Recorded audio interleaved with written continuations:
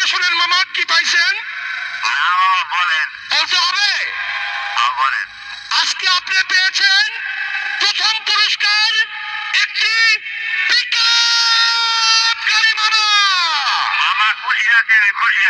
খুশি মামা?